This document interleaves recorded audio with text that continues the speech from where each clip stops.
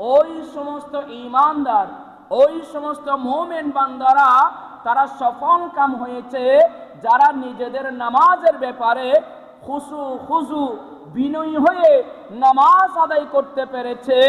একমাত্র ওই সকল ঈমানদার বান্দারাই আল্লাহর দরবারে সফল হয়েছে। একটু জোরে বলুন না সুবহানাল্লাহ।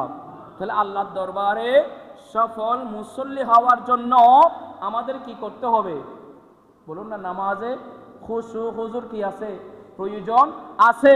একাগ্রতার প্রয়োজন আছে। আমি যে নামাজে দাঁড়িয়েছি, আল্লাহর সামনে দাঁড়িয়েছি, এই খেয়াল করে নামাজে দাঁড়ানোর দরকার আছে না নাই? যদি আপনি এই খেয়াল করে নামাজে দাঁড়াতে পারেন, আল্লাহ বলছেন কদ আফলাহাল মুমিনুন, ওই সমস্ত ঈমানদার বান্দারাই সফল। আল্লাযীনা হুম ফি সলাতিহিম খাশিউন, যারা নিজেদের নামাজের ব্যাপারে বিনয়, একাগ্রতা, নম্রতা নিয়ে নামাজ আদায় করতে পারে, একমাত্র ওই সমস্ত বান্দারাই আল্লাহর দরবারে সফল হতে পারেন। জোরে বলুন না সুবহানাল্লাহ।